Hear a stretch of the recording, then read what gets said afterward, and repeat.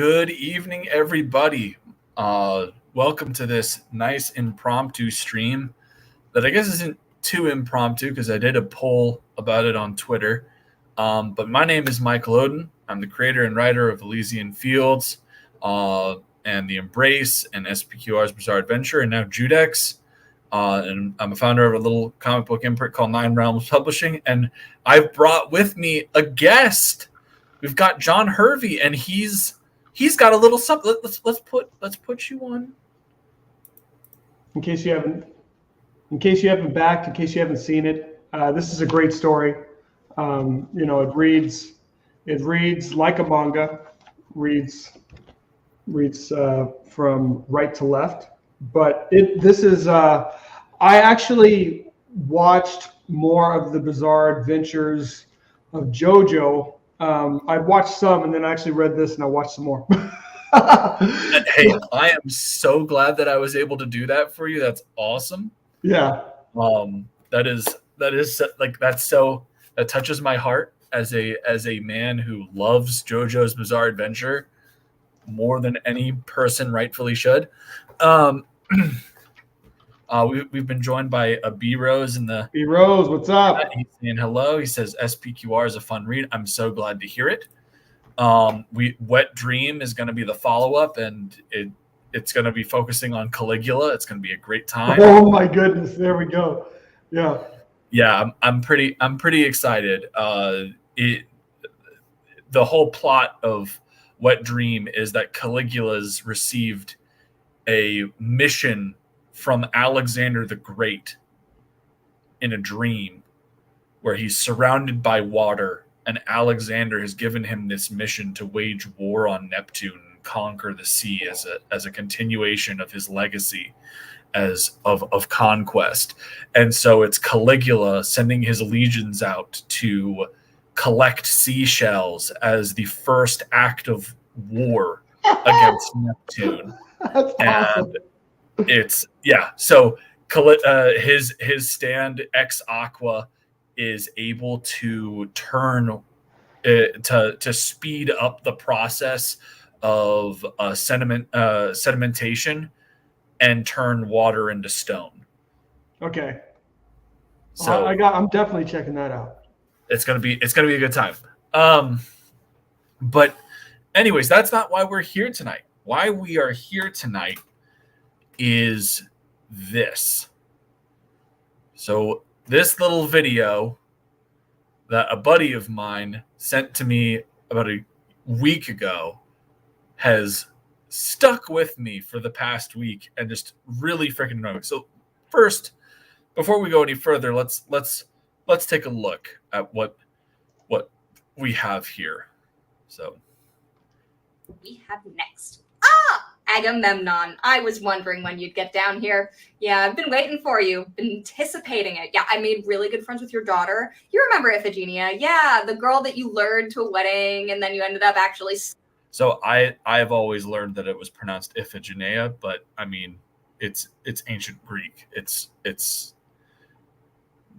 actual pronunciation. It's probably been lost to time, but whatever. Slitting her throat in front of her mother and the guy that she thought she was going to marry and the whole army.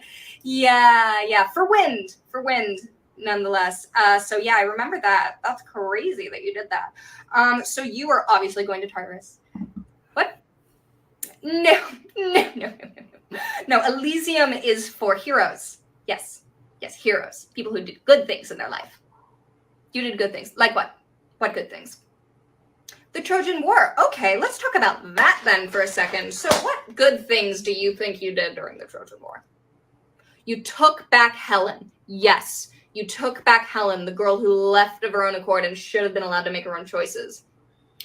I am going to be tearing this video apart for any defense of Helen, but we're going to get to that later. Oh, you still think women shouldn't be able to make their own choices? Well, I think that's probably why your wife brutally murdered you with an axe, isn't it? Had nothing to do with the fact that she was having an affair with his weird cousin uncle. There's some connection there. Yeah, it's funny how that works. So basically what's going to happen is this. You have the full Tartarus package. It's amazing. I've worked super hard on it. So you're going to be right next door to... According to the Odyssey, he absolutely did not. Sisyphus, and you have a beautiful view of Tantalus slowly starving and dying of thirst. Yes, it's a wonderful, and your punishment is super special. And the fact that she didn't mention that Tantalus is his great-grandfather shows that her exposure to mythology is pretty limited, but we'll get to that. It basically organizes, it's kind of like a stress reliever for the women in Elysium. So basically what's going to happen is any woman that you tortured, killed, did something terrible to, she is going to have the opportunity to murder you with an axe. Yeah, and so you're just going to keep reliving the night that your wife murdered you with an axe over and over and over again for eternity. Yeah, it's going to be awful. I'm so excited for you. So you are going to take a walk down that hallway, take a left at the end of the hallway, and Electa will be waiting there to give you a good time. And by that, I mean brutally beat the shit out of you every day. All right? Have fun. All right. That's an interesting take. So it's like, and I said this before we started the stream. Agamemnon, not a nice guy. Very complicated character in Greek mythology, and we'll be taking a look at just how complex here throughout the evening as we explore his family background and the curse of the line of Atreus, which like Agamemnon probably like he really got fucked by that curse real bad. But Agamemnon, I feel, is a far more nuanced character than people give him credit. And one of the main things she talks about in there is the story of Iphigenia at Aulis, which I think a lot of people getting into mythology have a lot of issues understanding what the point of that story is. So we'll talk a bit about that. But it's very clear from this video that this woman's exposure to mythology is pretty limited. Limited specifically to the recent novels by Madeline Miller, Song of Achilles and Circe, both of which are good reads. I've read them myself. Songs of Achilles, I'd give it like an 8 out of 10, but Circe is a genuinely fantastic book, and I've had an actual discourse with Madeline Miller. She knows her stuff.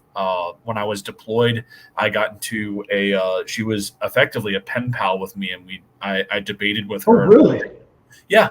I have like a six email exchange with her where we were discussing the role of Patroclus in Song of Achilles and why she chose to go down that route. And it was a very, very cool discussion. She knows her stuff. I mean, she's a university professor. So like she very much knows her stuff, and she does a very good job of translating these classical myths for a more contemporary audience to appreciate. But there were some things that she did in there that I really didn't like. One of the things that I even called out in the email was like, why did you change the story of Iphigenia at Aulis so much? Because it is a moment where Achilles really, it's probably Achilles' best moment in the Trojan War, in my opinion. Oh, really?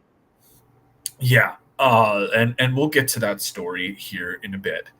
I was kind of curious because I mean you're definitely an aficionado of all things mythology and all things Greek. I mean, we're not here to debate her that young woman's, I guess, depiction of Persephone, but I always thought of Persephone. She's the queen of the underworld, but Hades was actually her uncle. She was actually, she was abducted. She became the queen. I never really saw her as an kind of educator, as someone that was meting out judgment. It's weird because a lot of recent discoveries tie. It may very well be that Persephone was the underworld goddess from the prior to the Bronze Age, like the Proto-Greek cultures. Like it's very interesting. Like there's I'm blanking on which channel talked about it. I think it might have even been Overly Sarcastic Productions. They did a whole video about Hades and Persephone due to the success of Lore Olympus on Webtoon. the combination of the historical side and the mythological and literature side of that channel. They did a lot of research in it, and they actually put forward some really cool stuff on that. I do highly recommend checking out that video. Oh. So like what is interesting about this though for me is it's always cool to see like that Greek mythology is having this like pretty cool comeback in the zeitgeist, but it's unfortunate that these people are just stopping with what they've enjoyed and they aren't actually educating themselves off of everything. So with that being said, let's talk about Agamemnon. And in order to really understand the psychosis of Agamemnon, the story really doesn't start with him. So what we're going to do is I'm going to bring up the family tree of Agamemnon, the cursed house of Atreus, simplified. I found this on worldhistory.org. It's a brilliant representation of the family tree of Agamemnon. So up here we have Zeus and Plato, and there are some pretty big names on this list. Mm-hmm.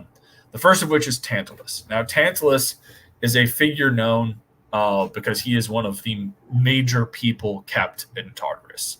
Right. He is kept in a pool of water and under a branch of grapes, and he has been given an unquenchable thirst and an insatiable hunger. That's right. And whenever he reaches up to grab the grapes, they shrivel into nothing. And whenever he reaches down to try and drink any of the water, it evaporates. It goes away. And this is because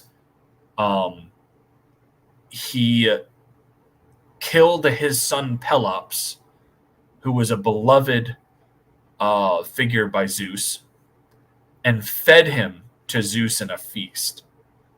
And when Zeus found out about this, he sends Tantalus down to Tartarus and does his punishment, and then resurrects Pelops.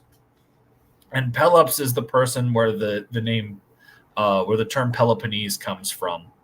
And so he has two wives, but we're going to focus on the Hippodamia line because with Hippodamia, they bring forward two sons, Thyestes and Atreus. And these two are interesting.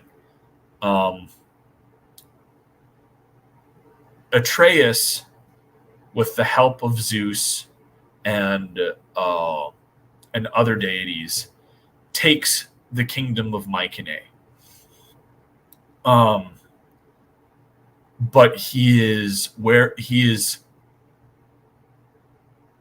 nervous about his brother, and specifically the fact that his brother has an heir, and so he kills his his brother has a whole bunch of sons by way of a sea nymph, and so Atreus kills all of his brother's sons, all of his nephews, and you're going to see a very recurring theme here. Atreus cooks them all and feeds them to his brother. Yeah, what's up with that? Yeah, it just we know like Tantalus was evil. He was wicked. But I mean, even the wicked, you would think usually love their kids. Well, I guess it's just a hereditary thing because this is a recurring theme. I guess he figures he has a lot of kids. He's just going to cook this one and. Well, he kills all of Thyestes' sons. Atreus kills, cooks up, and feeds them to his brother. Like, it's fucked. And this action gets him cursed. And everybody that comes from the house of Atreus, everyone that comes from the line of Atreus, is cursed for this action. And if you thought that was messed up, we aren't even there yet. Because Thyestes also has a daughter who Atreus is interested in. But there is a prophecy that if Thyestes and his daughter couple and she gives birth, that child will kill Atreus. So, to ensure that he gets revenge, Thyestes rapes his daughter. She gives birth to, where are you? Hold on, I might have to, yeah, okay. Thyestes gives, Thyestes' daughter gives birth to, what's your name? Aegisthus. And Aegisthus is raised by Atreus. And then eventually Thyestes reveals everything to Aegisthus, that he is his grandfather. And Aegisthus kills Atreus. These are some twisted tales. Yes.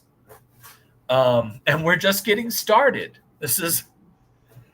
So with this action, with Atreus dead, at this point, Agamemnon and Menelaus have both been born, obviously, and they're a bit young, and so they go into exile, and their uncle Thyestes takes over Mycenae, and Agamemnon is obviously now at the point where he needs to go reclaim his birthright. And eventually they find aid from a king named Tyndareus, who is the king of Sparta and the stepfather of Helen. And they hang out at that court for a while. This is where Menelaus and Helen meet. And Tyndareus helps Agamemnon put together an army, and they go to Mycenae, and Agamemnon defeats his uncle, dethrones him. Apparently, Aegisthus is just let go, like nothing happens to him, because he comes back later and will be part of the plot to kill Agamemnon. So going down further. So Agamemnon removes his uncle from power, regains his seat of Mycenae, and turns Mycenae into the superpower of his age, as High King. Meanwhile, Menelaus ends up marrying Helen after the Pact of the Suitors, and they have a daughter, Hermione. And a few years later, Menelaus accepts a Trojan prince who is on a diplomatic mission to negotiate to strengthen the bonds between Sparta and the land of Troy or Ilium. Mm-hmm. And this prince breaks the rules of hospitality, seduces Menelaus's wife, and has her elope with him, abandoning an 11-year-old daughter. And in some cases, in some versions of the myth, Helen has also given born to an infant son by Menelaus that she brings with her. Still nursing. Wow. And Menelaus, the next time he will see that child will be around 3 or 4, and will be calling that Trojan prince Paris dad. Mm-hmm. Which is absolutely horrible, which goes into she's in that video where she's talking about, she was an adult woman making her own choices. Like, yeah, she's a piece of shit. And I would be doing the same thing for my brother. I would be hunting her down and and at the very least getting his kid back. I don't know about waging a 10-year war. The 10-year war at the loss of so many lives. But point is, that this is where Agamemnon comes into this tale again. Is Menelaus has been slighted by the Trojans, and part of the resolution of the suitors was all the suitors had to make effectively a non-aggression pact that everyone would respect the choice made, and should anyone attack or do harm to that union, all the other suitors would be oath bound to come to the defense of Sparta. And so now you have this catalyst that brings all these Greek tribes together as the Achaeans or Danaans, as they're described in the Iliad. And they appoint Agamemnon as their strategoi, their lead general. He is the one that has been appointed to command this massive army, which, according to myth, was an assembly of 10,000 ships. And they all come together at a little coastal area called Aulis. And while they're at Aulis, the wind stops. And they're not able to sail because the conditions just aren't there. And so the soothsayer, Calchas, tells them that this is a slight that happened to Artemis back during, I think it was even Atreus' reign, where Atreus was supposed to sacrifice the finest sheep from his herd in the first year of his reign, but instead had gifted it to someone else.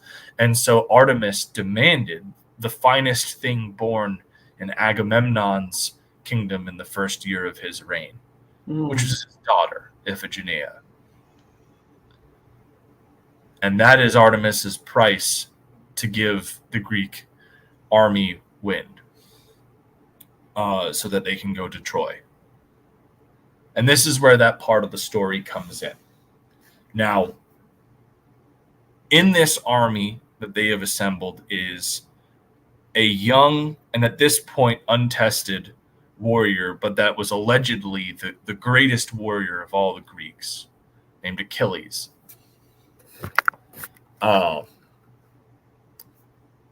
And so Odysseus, Calchas, and Menelaus come up with a scheme to get Iphigenia to the Greek camp.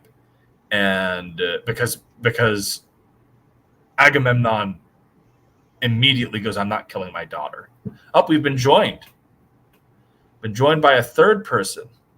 A third person enters the arena. We've got Rini. Rini, what's going on, girl? We're talking some mythology. What's up? What's going on, girl? What's up? Hi. I'm like, oh, John, a channel. How much caffeine have you had? Huh? Like, you are all over the place. How much caffeine have you had? We don't even have anyone in the chat. Where's all this energy coming from? Coffee. I saw her on her previous chat. She was caffeined up. The caffeine was happening. My God. Well, Rini. let's go. It's mythology. Yeah. Let's go. Bring the energy. Woo. You've missed about a good 10 minutes of rape, incest, and eating children. So, like, you've That's missed out on mythology some for you. So normal mythology stuff. Yeah, exactly. This is everyday stuff. Yeah. So Roman mythology. This is Greek mythology. Oh, this is Greek. Greek. The House Greek of Atreus. Mm-hmm. The House of Atreus. House Atreides. No, of Atreus. But that is Oh my that God. is the Dune mythology though. So the It is a dude in mythology. It is a completely different dude. That's why I was like, no. This is the House of Atreus. The House Atreides. Of which there is a big curse that comes from all of the cooking children up and feeding them to their parents motif I love by the way, I love caffeine high reading. Yeah? My I love God. caffeine high reading. I think I need more coffee. Oh boy. I don't think so, hon. I'm I not think you need awake to calm down.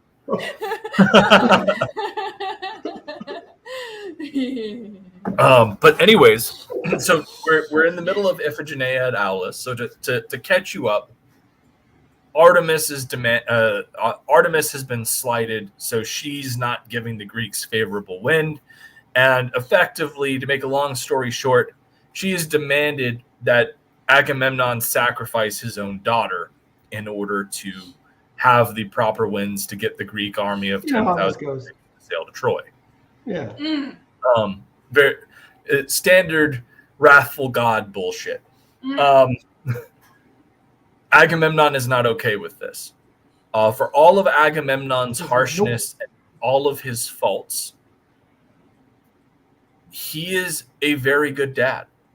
He cares about his daughter, and he has always spoiled her to death, and has treated her well, treats all of his kids well. And in fact, this is the one redeeming quality that his wife, Clytemnestra, is the reason why she's able to look past all of his other faults and stay with him and what have you. So he immediately just goes no. And so Calchas, Odysseus, and Menelaus come up with a scheme to get Iphigenia to Aulis to perform the sacrifice. And so what they do is they send out a message to Clytemnestra and Mycenae to let her know that Iphigenia is to be received and wed to Achilles. And I mean, they obviously freak out. Like, that's a big deal. And so they start moving to Aulis. Agamemnon finds out about this and tries to send a second message to tell them that it's a trap. And that message is intercepted by his brother Menelaus. And they get into a big argument about this whole thing, where ironically both of them convince each other of their points. Or Menelaus is arguing that if he doesn't do this, the 10,000 ships of men will be pissed that they aren't going to Troy to get their due glory and plunder, and will turn their focus on Mycenae and destroy his kingdom and kill his family. And Agamemnon goes, you cannot be seriously wanting to sacrifice your niece and follow in the lines of our fucked up forebears. The thing that I always find kind of funny about like Greek heroes is just like, I mean, Odysseus is on the other side of this, and he's basically lying, hey, this swole dude named Achilles wants to marry your daughter, coming out, but he's lying. Yeah, she'll be has killed. No idea about this marriage.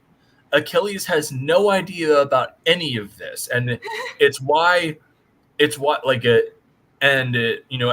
mentioned before, I had a conversation with Madeline Miller, the author of Song of Achilles, and this is one of the big things that I criticized your book on. I was like, why did you change Achilles' role in Iphigenia at Aulis? Because what Achilles ends up doing here is spectacular, and it's probably my favorite moment of his in the entire Trojan epic. But so anyways, as I said, Agamemnon and Menelaus effectively convince each other of their points, but it's too late. Clytemnestra has already arrived to the camp with her daughter, and Clytemnestra is getting all dressed up and ready for her wedding. I apologize. Iphigenia is getting ready for her wedding, supposedly, and Clytemnestra is looking for somebody to give her some solid answers about where everything is, because she doesn't see a marriage ceremony set up. Hey, Will. She has no idea. We have new people in the chat. We have Creators Outlet is saying, "Hail nerds! Thanks for joining us, Will. It's a pleasure to have you here." Hi. Um, we've now got one person hanging out with us. It's great. And Learning Rini's something. got like the energy of like 5 people right now. That's fair. Yeah. So that's kind of something.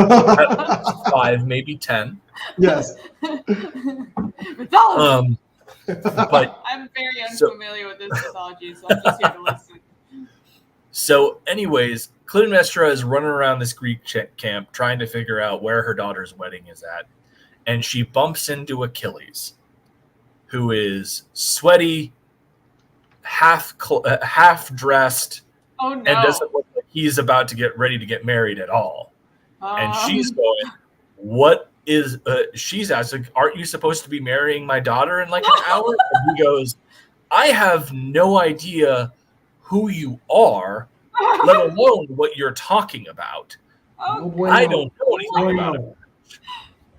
And at this point, this has caused a bit of a commotion in the camp, and Agamemnon is forced to confront his wife. She pleads for him to stop this, and the army has now found out about the prophecy, and they're demanding blood. And Achilles tries to speak up and be like, "We're not going to kill a girl over this. This is ridiculous." To which the crowd tries to stone Achilles, and then Iphigenia comes out. And Iphigenia has heard everything. And this is again going to show that Agamemnon has done a very good job as a father with this girl, because what she does is, and this is the unfortunate thing about that initial video, is they put this blame on Agamemnon that he was the one that sacrificed her. Iphigenia states that when you read Euripides, who's the playwright that we get Iphigenia at Aulis from, because like Homer's The Iliad only covers year 9 of the war, and then the Odyssey is focused on Odysseus's journey home. The rest of the stories from that oral tradition have effectively been lost. What we have are the adaptations by later Greek playwrights and other segments that are known as post-Homerica. So Iphigenia comes out and effectively says, Artemis is asking for my blood. I want to do my duty to my father. I want to do my duty to the gods, and I want to protect this brave man who stood in my behalf and like gestures to Achilles. And Agamemnon is like completely like stymied, but like he doesn't know what to say. Achilles, and this is where again is like this is one of Achilles' best moments, if not his best, in the entire Trojan War. Achilles kneels down in front of Iphigenia and he kisses her on the cheek and tells her that if she changes her mind, he will. All she has to do is look to him, and he will signal to his Myrmidons, and they will fight off the entire Greek army to bring her to safety, and he will marry her. He will make her her bride. And she says, "That's not necessary. All I ask is that you remember me in your heart." But even still, when she goes up to the stake to be sacrificed, Achilles gets in full armor and has his Myrmidons all ready for the fight. And they are just waiting. But she sacrifices herself, and then the winds start to blow, and they're able to sail. Now, this is the thing. It doesn't pay to be a good person in Greek mythology. No, it does not pay to be a good person. You die, and then there's a temporary boon, and then nothing matters. Yeah, but this has been misconstrued, and in Madeline Miller's version of this tale, Achilles shows up. He's going to be marrying Iphigenia, and they just slit her throat right in front of him, which I didn't like. It takes away Achilles' agency from the story, which is such an incredibly poignant part of that aspect of the myth, and it made Agamemnon just feel cold, cruel, and heartless. And that's that's not really fair to him either, because Agamemnon really does try to save his daughter, and is effectively swayed by the fact that it's like, we're here at the end, at the head of a massive horde that is expecting to go plunder and destroy a city. If you prevent them from doing that, what do you think they're going to do to you? I see what you did there, Will. I see what you did there. We've got this mythology is very fiendish from Will, Yes. and then he also says it's Friday night. You know where your creatives are. I mean, I every know. time I listen to ancient mythology, I'm like, I feel like I need more incest and Oh, filicide. we've already had that. Yeah. There's so much there. You need the boiling of children. In my story, I mean, Yeah. Oh, in your story, no, you don't. You do that. need You children really that are being boiled more and fed to more other people. torture, more Yes. More torture, more all that stuff. Yes, maybe. Yeah. I don't know. Well, I'm your editor. We'll see what we can't work in the next book. Yeah, Boiling. boiling. Good Yeah. idea. But anyways, needless to say, this kind of severs Agamemnon's bond with Clytemnestra. And while he is away on this 10-year campaign, she begins to have an affair with Aegisthus, who is the love child of rape, born from Thyestes, Agamemnon's uncle, raping his own daughter, who also killed Agamemnon's father, Atreus. And so while Agamemnon's away, Aegisthus and Clytemnestra start having an affair. There's so many layers to this fuckery. Yes. And that's going to come back later. But for now, we're now at Troy. And this is where I would say Agamemnon really becomes the villainous figure. And this is where we get to the Iliad, which happens 9 years into a 10-year siege, which starts off with the high priest of Apollo. His daughter has been captured by the Greeks and was gifted to Agamemnon as a war prize. And Agamemnon receives this high priest of Apollo, who asks him to return his daughter to him. That the high priest is willing to pay a respectful, bounty to have her returned, but just return her to him. And Agamemnon refuses because he's taken to this girl whose name is Chryseis, and he finds her even more enjoyable than his own wife at home, Clytemnestra. He doesn't want to part with her. And so, having been spurned, this priest of Apollo speaks to his god, and Apollo puts a plague on the Greek camp for Agamemnon's brashness, and for spurning for Agamemnon's spurning of Apollo's priest. The soothsayer Calchas informs the Greeks that this is why they are being punished by Apollo. And so Achilles steps up again. And so you have this recurring motif of the best warrior of the Greek army butting heads with the leader of the Greek army. And so Achilles effectively calls him out. I was like, look, if this is what it takes to be done with this plague, just give her back. And Agamemnon at this point, who has been sitting around on a beach for 9 years, has had to sacrifice his beloved firstborn daughter and had to sacrifice all this stuff, has about been fed up with having to sacrifice shit. And so he says, no, I'm not going to do it. And they get into a fight. And eventually Agamemnon states, okay, I will give up my prize, but I'm going to take one of yours.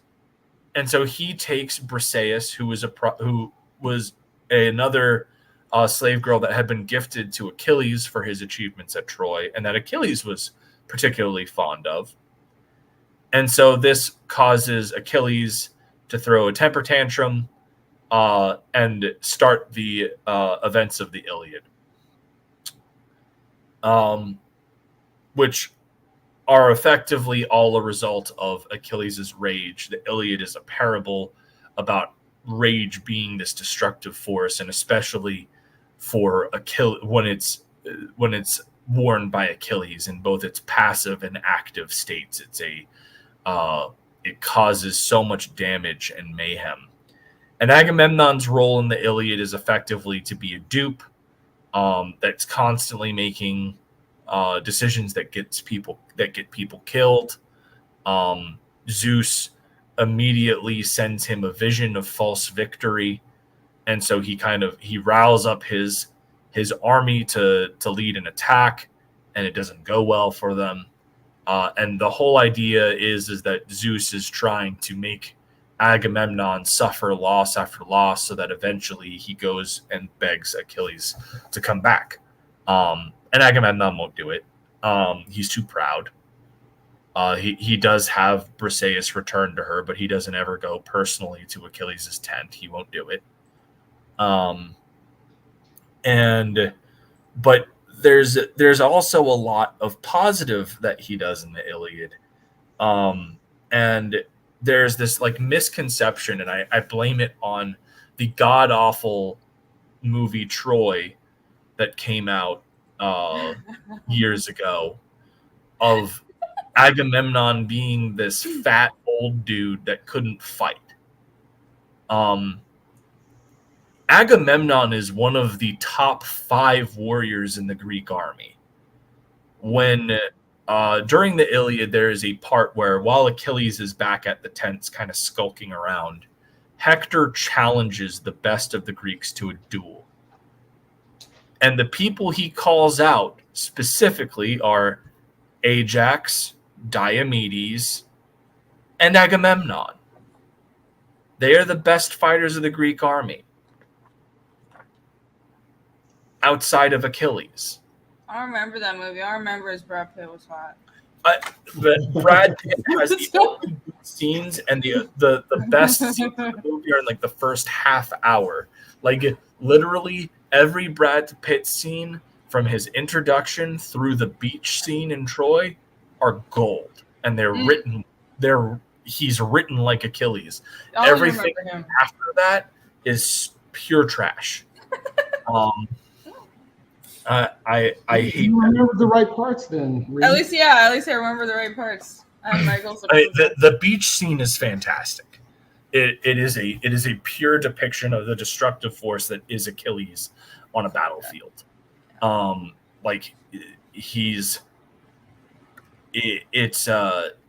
It's kind of unbelievable when you read the myths and see the just carnage he's able to deliver. But anyways, once Patroclus dies, Achilles and Agamemnon are reconciled. Achilles goes out and does his whole thing to wrap up the Iliad with killing Hector and the 10-day truce with Priam.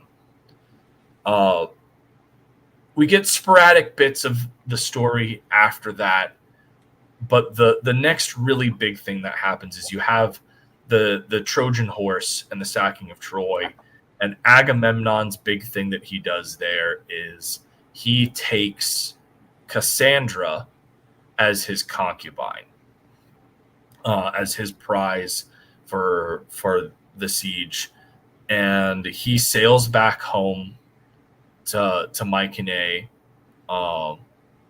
with Cassandra at tow, and is received by Clytemnestra, who has been having this affair with his, what would that even be?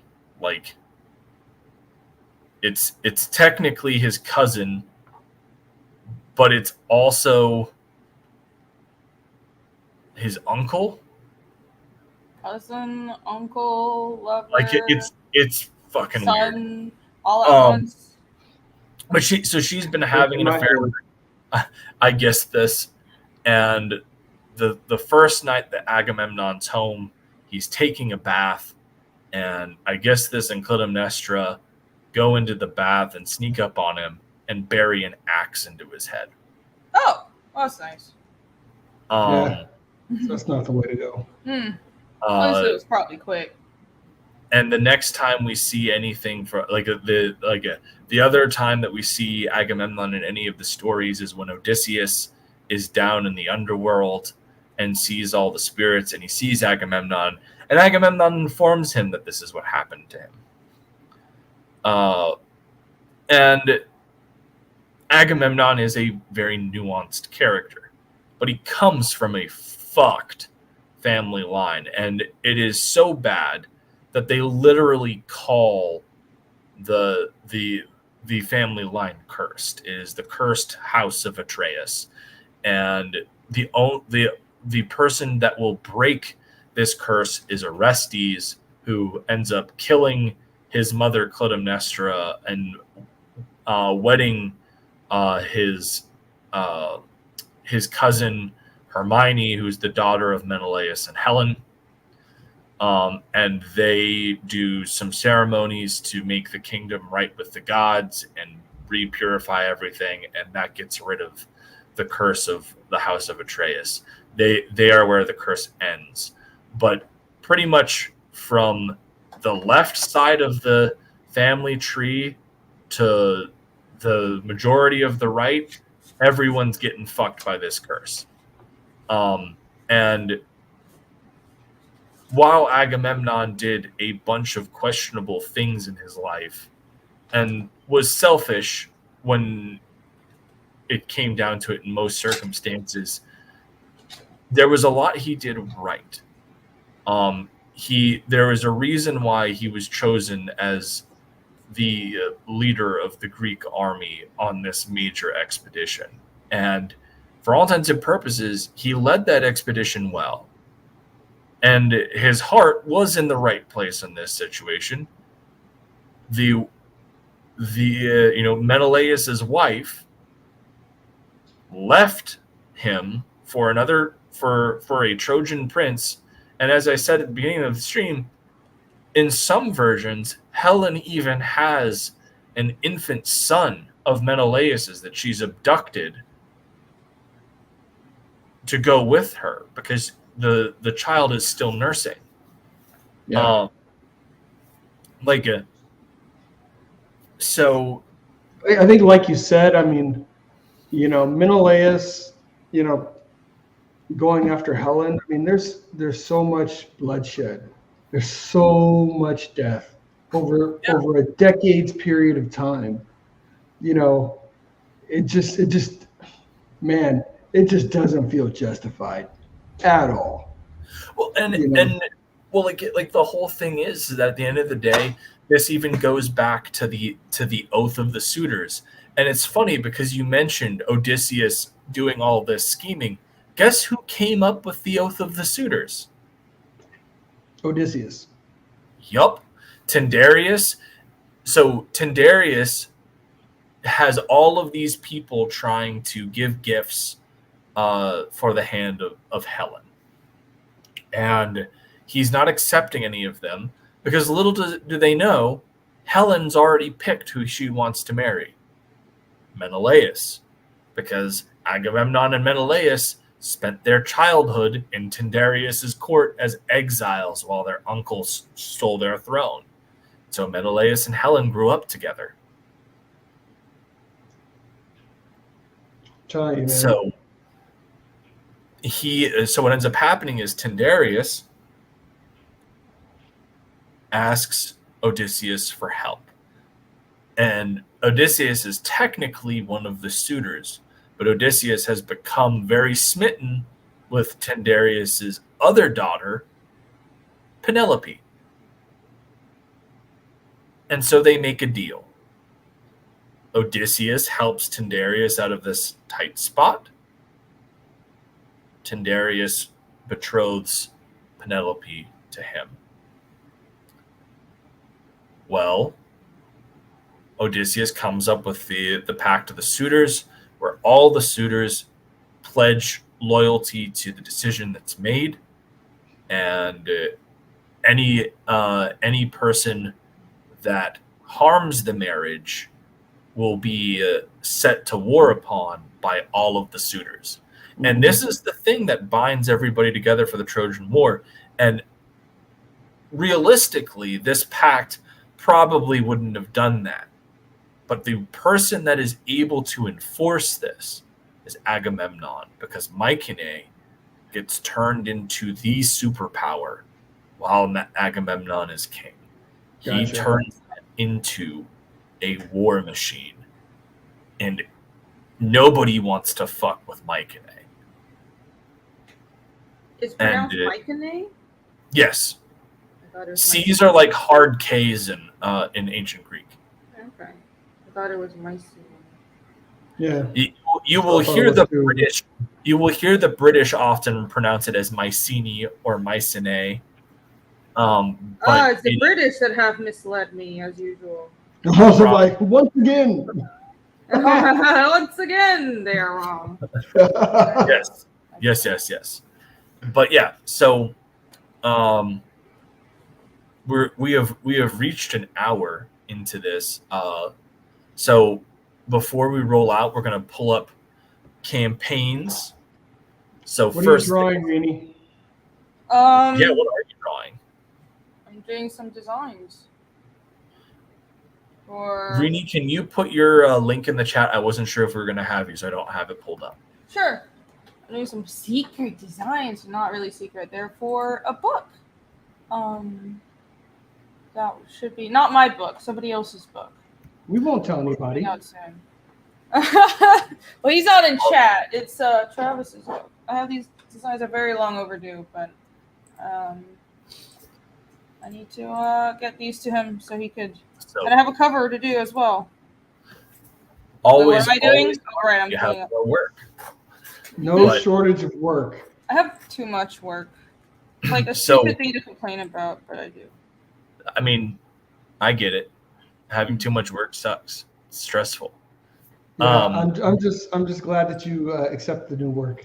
Yeah, I'm about. I think you're lucky because I decided I am not taking any more covers. No more covers. I need a break from streaming too, but Yeah.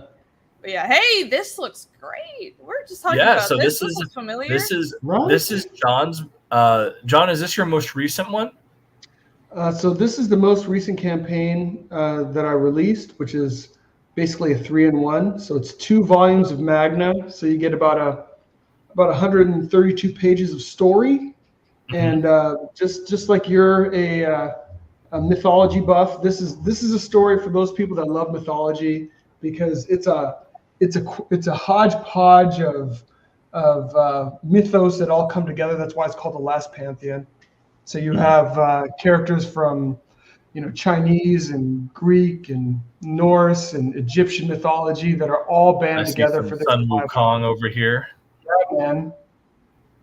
So I had fun with that. Yeah, you see. There's some Greek mythology there. Yeah, you just passed. Yeah, I saw Heracles in his Nemean lion pelt somewhere. Yeah, it's yeah. That's a whole funny piece right there, with his pelt. And then what you're scrolling down to is another story in the Beyond Time universe. I think Rini called it the Herveyverse. Yes, the Herbiverse. Yes, and this is if I were to liken this to something, it's like a kind of old school Heroes for Hire meets I don't know, it's almost like Mutant Apocalypse in Nice. New York. So it's like Escape from New York, mutant style. I dig it. Yeah, so it's a fun story, but it does all work within the same universe. And Black Tiger does have a sign up page now for the next volume. And Yeah, somebody I've been seeing your art for the next Black Tiger book. That looks outstanding, man.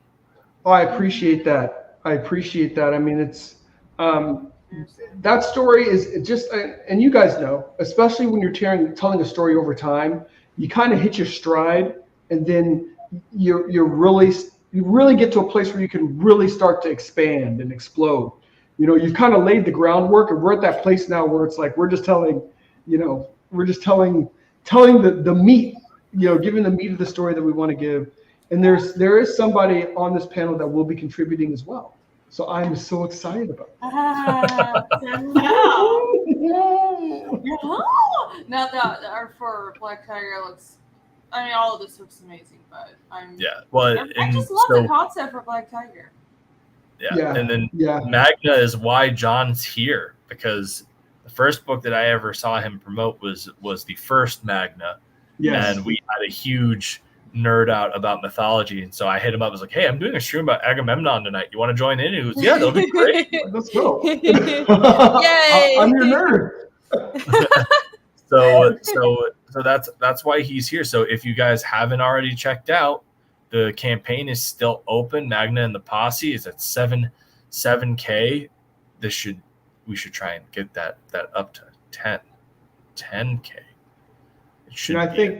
I think one of the things that I definitely learned in that process is like, it's like two campaigns in one, because I was trying to get more product out, but like I think it bit in the butt. It's a little bit too much. It can, you know what I mean? I can see how that could confuse backers. Like, oh, which one should I get? I did Elysian Fields remaster and SPQR's Bizarre Adventure, and I don't think that having the two books killed me. I think that what it was is, for whatever reason, there's a stigma against manga books in our little community. They don't like the manga stuff. No, this is a great read. And it's just a great story. Yeah, people want to support American books, which is cool. That's fine. But listen. I don't like what I like. Yep.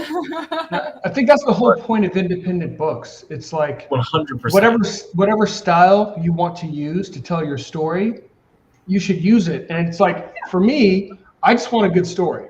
So if you're using a Western style, or if you're using like a manga style like you did here, or if you're using a style that like Rini's, which is really an amalgamation of both. You know, she has both, manga and Western elements. Just enjoy it. Enjoy the story. 100%. I don't really understand why people get so fired up about it. I mean, I've always collected both manga and Western books. I've always done that. I mean, it's like I still have some of my old, my Crying Freeman and Sanctuary and all these, manga from back in the day. It's not like it's pitted against each other or something. Art's art, man. Just have fun with it. Yeah. It's like, oh well, you collected that, so then you can't collect this. By what stretch of the imagination? Well, comics, is it not? Is it not all comics? Are you not entertained? I know. It's like, oh no, that's manga. What are you doing? I was like, dude. Whatever. Yeah, Japanese comics.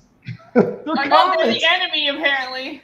Yeah. And so we'll present the Black Tiger sign up page real quick, just so people can take a look at it. I'll make sure that we get those links into the description since everybody's here. Yeah, we're on Rainey's show. We were just talking about these kind of pre-campaign pages. They're so limited on what you can show. For real. Like they do not give you a particularly good avenue to do any pre-promotion, and then there's the whole issue of how they treat campaigns when they're live, which we'll get to here in a minute. Yeah, I wanted to hear some of your story, man, because that's cool. we'll get to that. Then we've got Fiendish. Mm-hmm. So of course you've got this, and you can email sign up. obviously you can shop and buy the books. Is book 2 available to purchase on here yet, Rini? No, I'm going to fulfill the campaign first. That's kind of what I figured. I just see the art from the second book here up at the top. This fight is so good. It is a great fight. You did a fantastic job with that. Thank you. Yeah, that banner I think that's just the banner. Leads to I think that still clicks through the Indiegogo campaign. But yeah, I'm effectively using this website, fiendishcomic.com, as my sign up, and of course it's the center of operations for the entire comic. So of course, wherever I launch, wherever the campaigns are, this is where everybody should go always. That's awesome. And yeah, I have merch and stuff on there. I added a bunch of new merch. Yes, so. you have your hats. Gotta show those cool hats. Mm-hmm. Yeah. And then finally, we've got paints the under part of the bill. Oh, the this one, yeah. These are the painted ones. So. Yeah, that's cool. Then finally, we've got Judex, which is my current campaign that we launched last Friday, and has been officially shadow banned. So that's fun. Oh, it has. Yep. If you try looking it up on Indiegogo, it will not come up. I mean, they have been messing with us from the start. Like when we initially launched, you couldn't find us in the just launched section. The books that would show up were books that were in demand.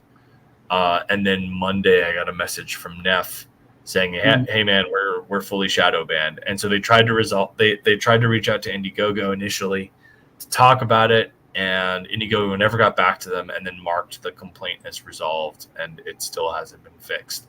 So we're doing other things to try and promote, and we're reaching out to some alternative parties to help us maybe deal with that. But all it means is that we're just going to keep going. We've already funded the book, but we're trying to at the very least clear 10K. And get we would like to be at like 200 to 220 backers is what we'd like from this campaign, and that was realistic when we weren't shadow banned, but it's certainly not helping at this point. Yeah. So that is not cool. Man, this stuff really pisses me off. It's just, and it affects people who are trying to get just. If you already have campaigns that had 1,000 backers, it's not as big of a deal. But anything under that, it's just you're trying to get noticed, and I hate this. It's people fucking with us for no reason. Well, it's especially frustrating when it happens on this is the first chapter in a business partnership between Neff and I, and this book has been incredible, and we want to share this with everybody. Yeah, we want people to get a chance to take a look because. I mean, just look at the art in this. Yeah, the art is good too. That's gorgeous. Yeah. You should move those interiors up. I really love that. I know I mentioned that. But I would like it. Like that was a. I did not build the campaign on this one. This was built by Rini and Neff. I know that we had right up here. We had this, which is one of our interior pages, but it's just. We put the logo on there. Yeah. I didn't build this. You did not? No. And we've got. Owen said my name. Okay, never mind. Let's move on. But we've got. Hey, Rini, I heard that you were the artist for what was that book when I was watching the show that when you're going to the Tampa Bay Con, and it shows that you. Oh no, Tampa Bay Comic Con. Not to derail everything. Sorry. No, you're good. They put PTP. They put Fiendish under PTP, and I'm very unhappy about it. Wait, what? Yeah, and Patrick clearly told, because I'm sitting with Riot Press, but Patrick very clearly was clear to them about who created which book, but in the listings they put Fiendish under his name. That's fucked. That's super unprofessional. That's not cool. So I don't even know what they have next. I think they have like Deadpool listed under me, and they Yeah, don't have my that's what it was. the creator owned project under my name, and it's under somebody else's. So Yeah, that's not cool.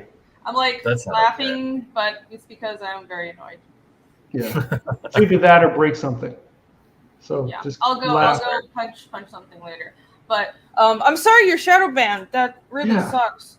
That's It's what could you do at this point?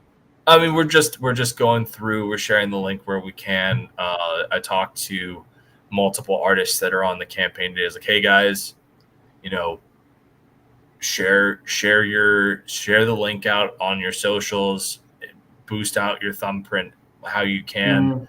Like, I mean, we did very well. Our first 2 days we cleared 6K. We're nearing 7. I'm hoping that we can cross 7 through the weekend, which I don't think is unrealistic. We've got $400 to do that. Yeah, you can do that. Just some smart Twitter marketing should be able to accomplish that. But it's just it is an annoying thing to have to deal with, and especially since we know that on the back end, Indiegogo is going to take out like, what is it, 7-10% from your campaign total. They take like 8%, dude. Yeah, Mhm.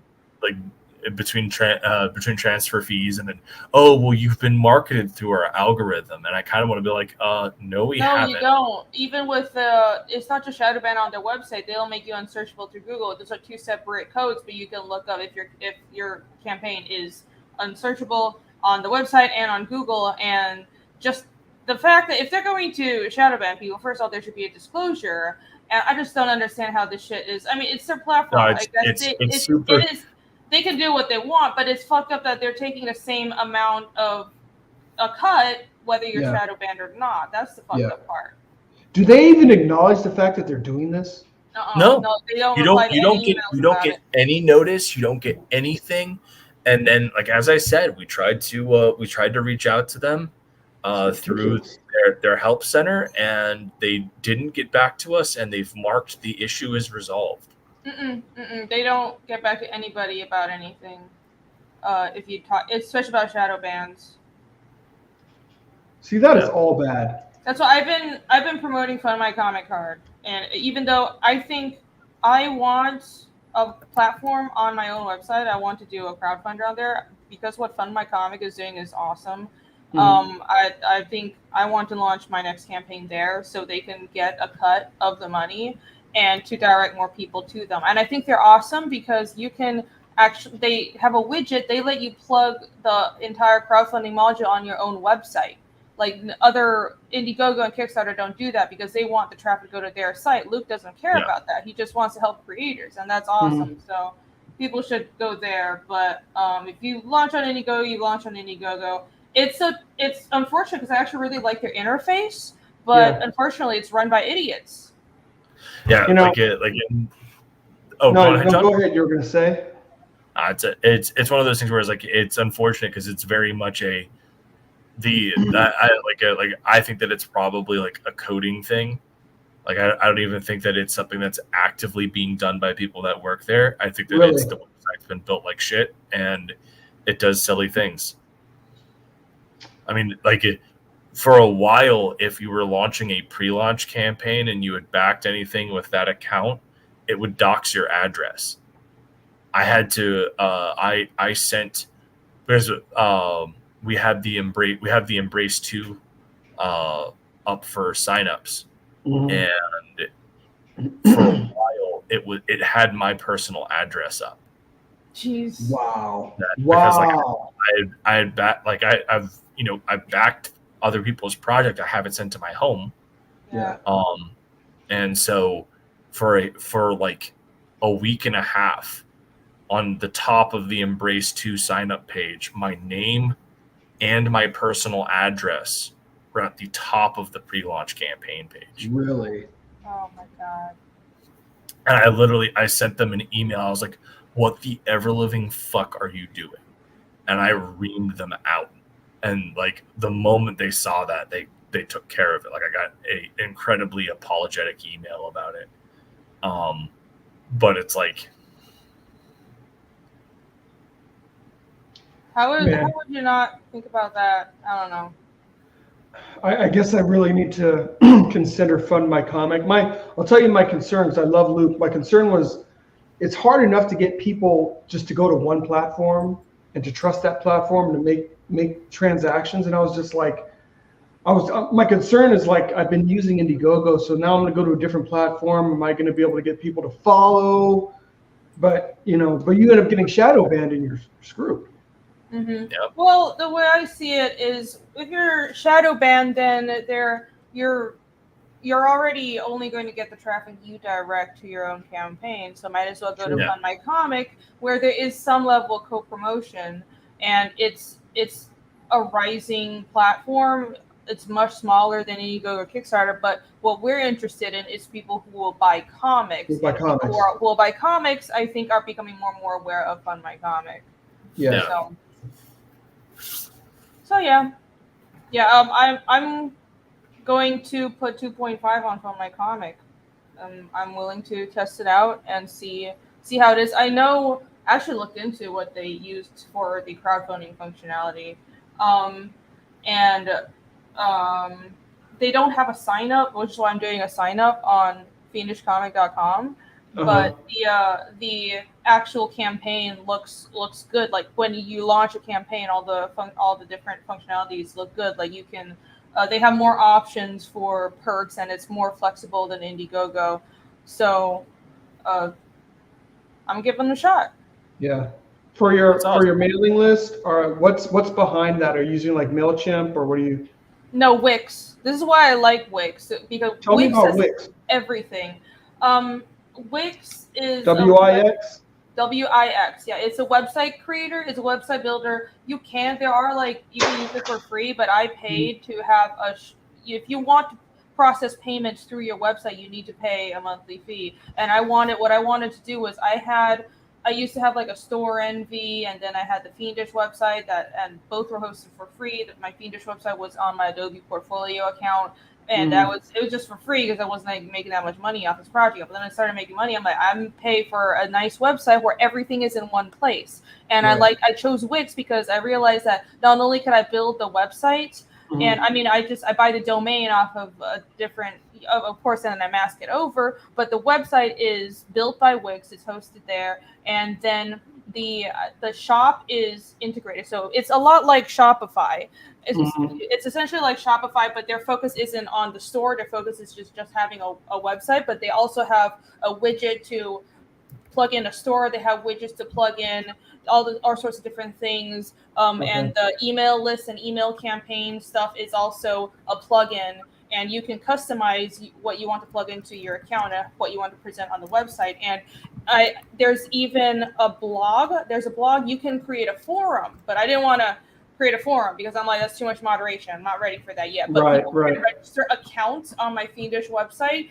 I can run a subscription service, so I can essentially drop my Patreon, which I'm in the process of doing, and have people subscribe to the website, and then my blog posts I can set them to different tiers for subscribers, and all this is like $30 a month, probably even less. I thought it was pretty affordable because, especially now that my shop is making money, because I'm pushing it really hard, and then the shop is linked to Printful, which is a sort of it's a print on demand service. This is made by Printful, so I don't get all like the hats and the hoodies. I don't get it shipped to me, and then every time somebody makes a store order, I ship it out to them. I just make the designs through Printful, and then I link my Printful account to my Wix shop. So every time somebody makes an order on my Wix shop, it sends to Printful. Printful prints it and fulfills it for me. I don't have to do anything. I just get that's awesome. Cut of the money. Yeah. So once I realized there are all these integrations on Wix, I'm like, that's for me. The only thing they don't have is they don't have something that I can make a crowdfunder on. But I can get someone I'll have to custom code it. I can set up everything except for the counter bar for how much money is raised. I can set up because essentially it's taking pre-orders, right? Right. I can set up a custom shop page with a bunch of pre-orders and have everything linked, have discount codes so people can effectively buy add-ons and get free shipping if they add anything onto the main perks and all this shit. But the problem is I can't figure out the funding bar. So if I wanted to, I could pay somebody to get that programmed out. I don't think it'll be that much. I would be happy to invest in it, but right now, because I want to support Fund My Comic, I think for my next campaign, I'll use their plug it onto my Wix website, so it'll just be a blank page, but embedded with the Fund My Comic campaign. And then going forward, maybe eventually I'll host an entire crowdfunding campaign on just my website. But right now, I want to try out the Fund My Comic thing and see how it goes. That's cool. And I appreciate that too, just because I know I've seen how you've been kind of transforming your business, and I think that's the way. Oh, you make it sound so nice. You make it sound so like sweeping and professional when it is, even if it feels clunky when you're doing it. It is. But I'm trying. It's about presentation, and I want, and I keep telling people who are in our space that if you're running and if you're trying to be an independent creator and you have a comic series and you're a small publisher, which we all are, and everybody should have their LLC as a small publisher if you haven't yet, have a website and have a page, if not an entire website, for all of your comic series. It looks more professional. It draws attention.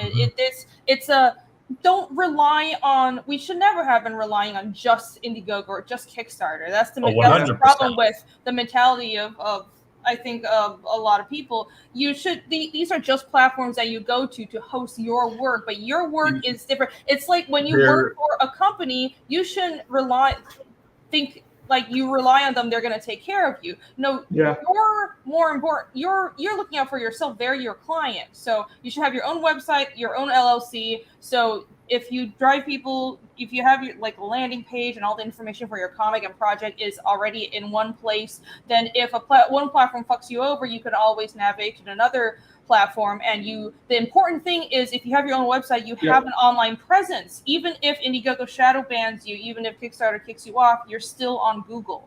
The retarded thing for me is I have my own website, but I keep pointing people towards these stupid Indiegogo pages and things like that. Well, I should be routing that through my website. Indiegogo, just have a big banner and click through. And just click through. Indiegogo and Kickstarter are tools to implement grassroots, right? It is there for you to effectively start a business relationship with a potential clientele.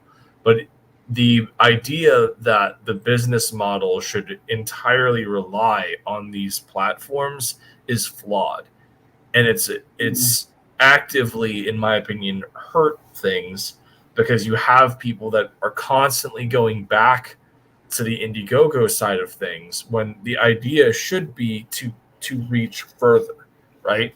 You should be trying to establish other relationships, whether it be through distribution or what have you, by using these crowdfunders as effectively proof of concept. So that way you can get it into a larger market. The reliance on crowdfunding is something that I feel you're getting people more and more tired of, especially and nobody here is guilty of this, but as you have people that take 6 years to fulfill a single campaign, 3 to 6 years.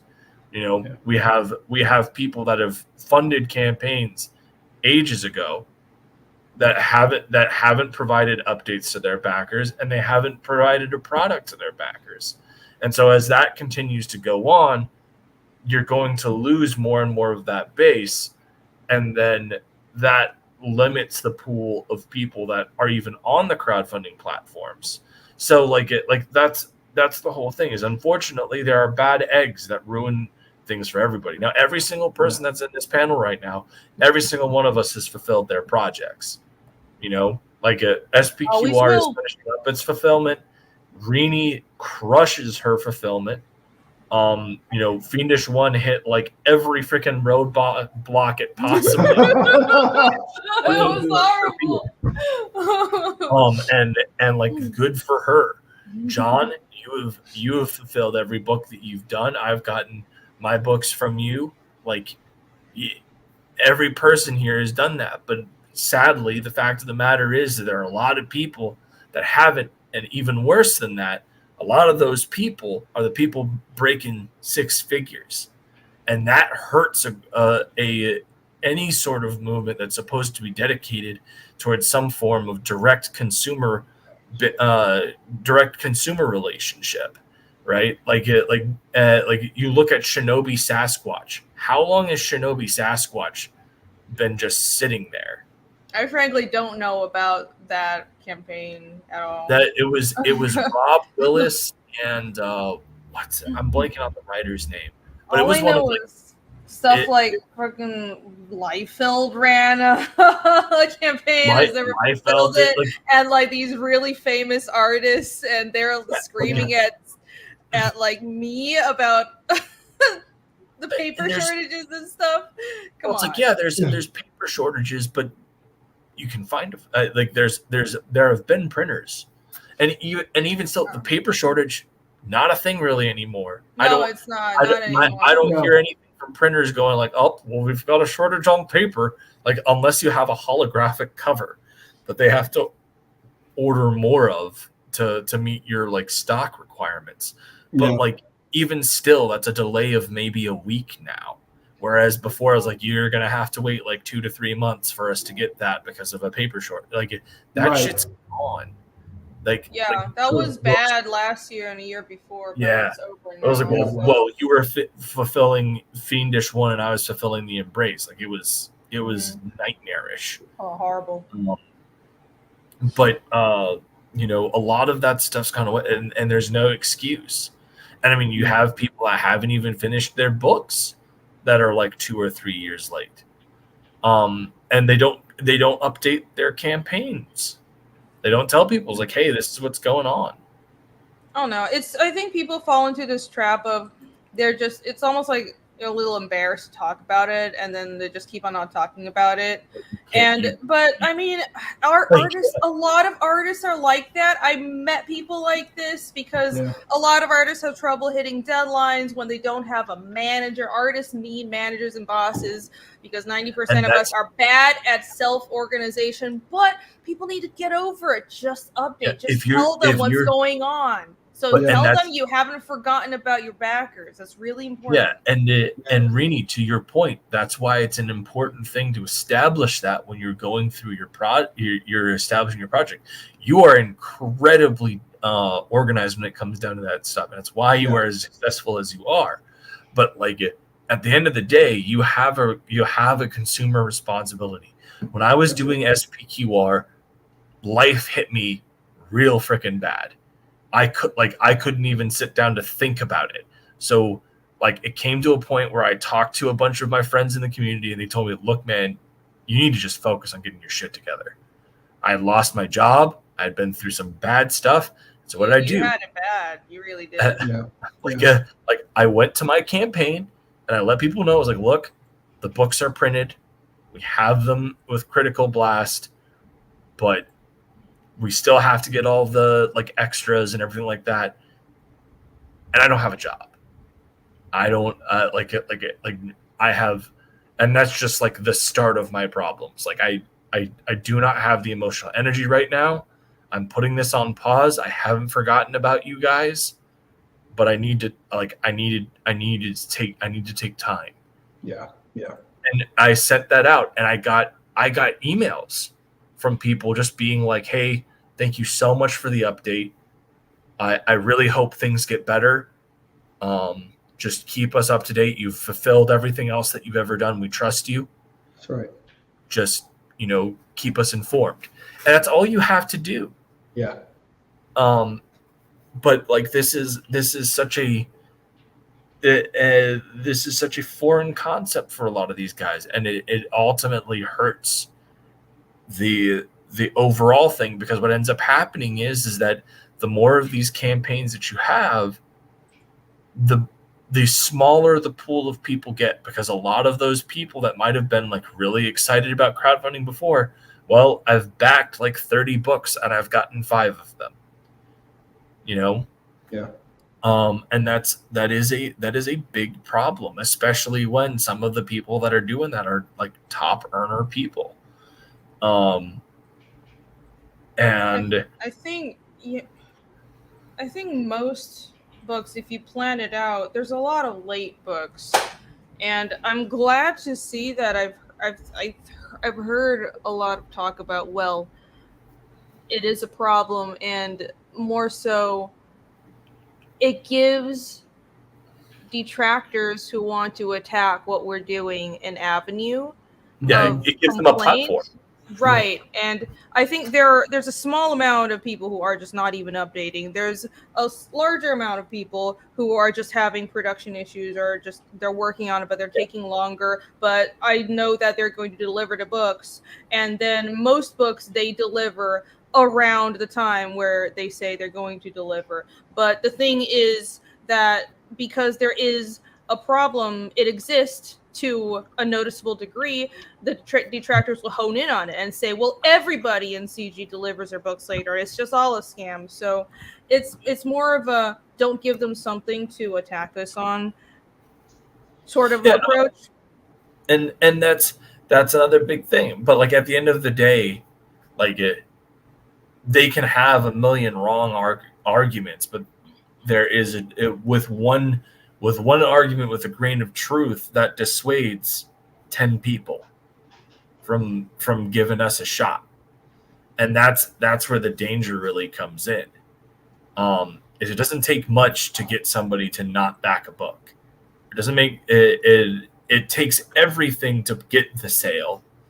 Mm-hmm. It can take the smallest little thing to convince something not to press the button, especially in a period where we're in an economic downturn, right? Like people got bills to pay.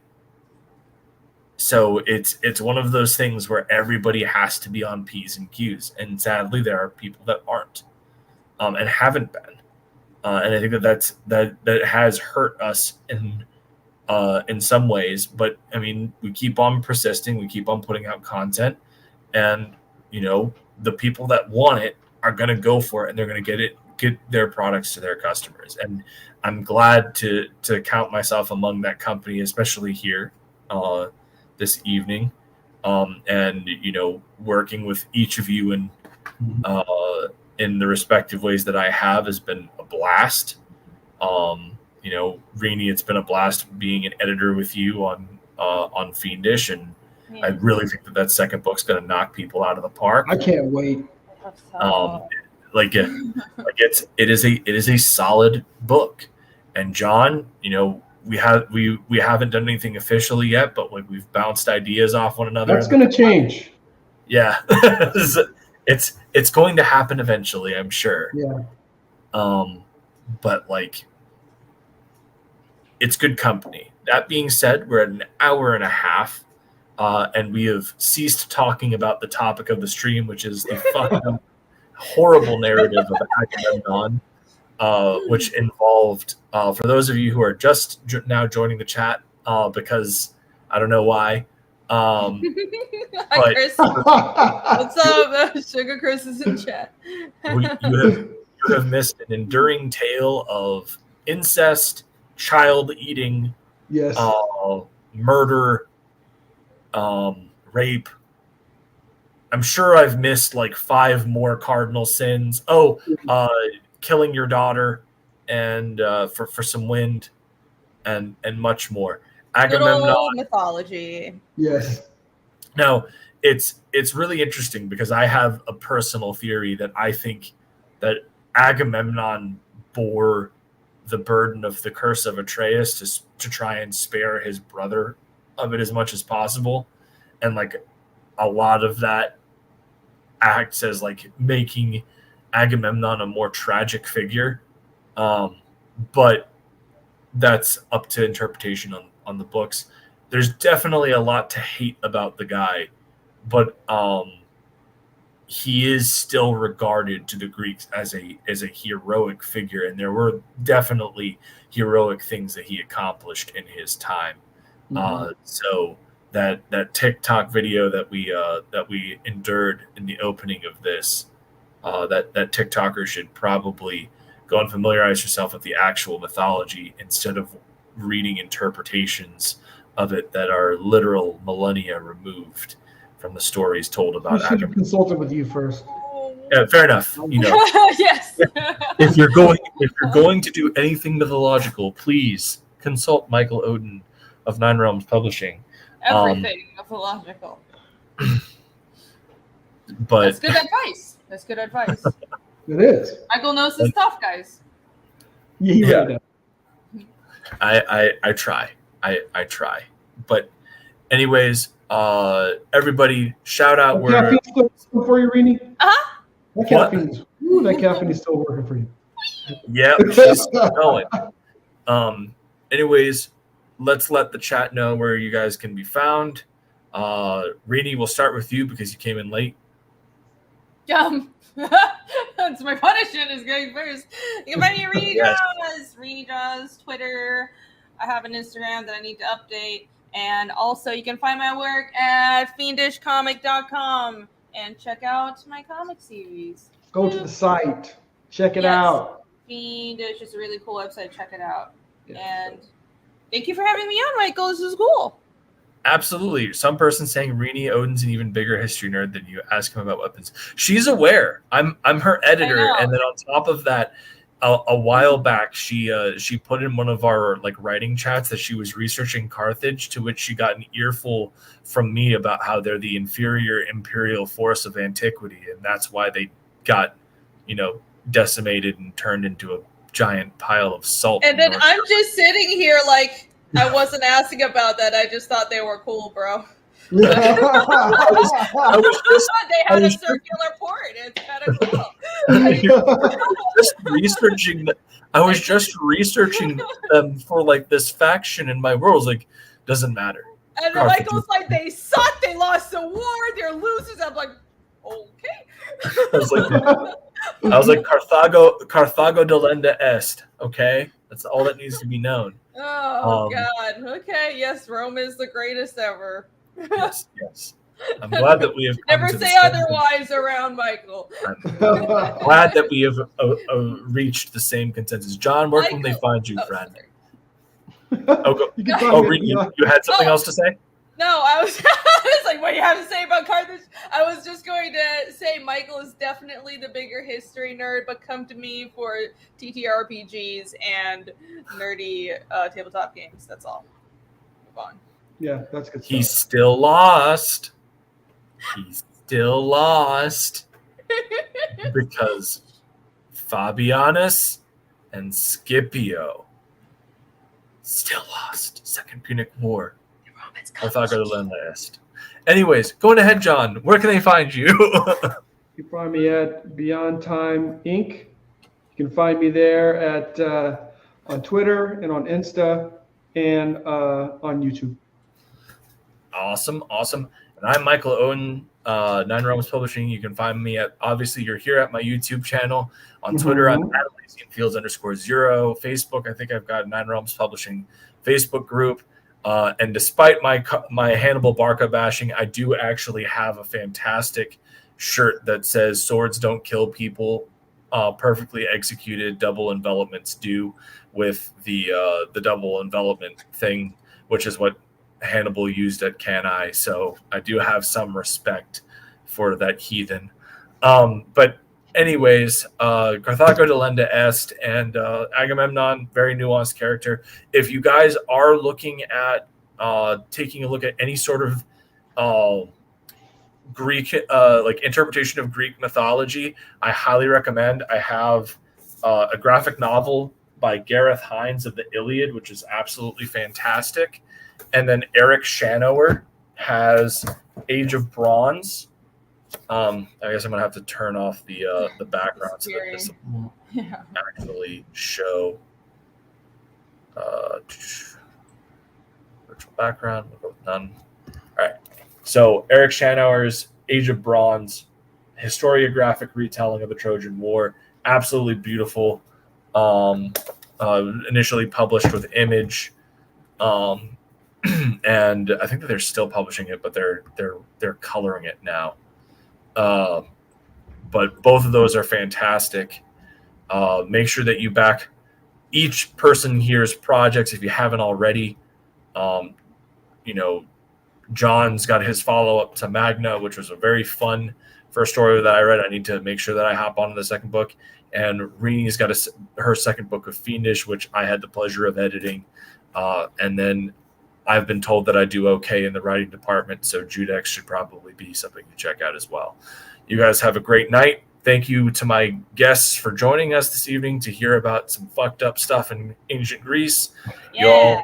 Y'all have a good Pretty much. Bye. Stop.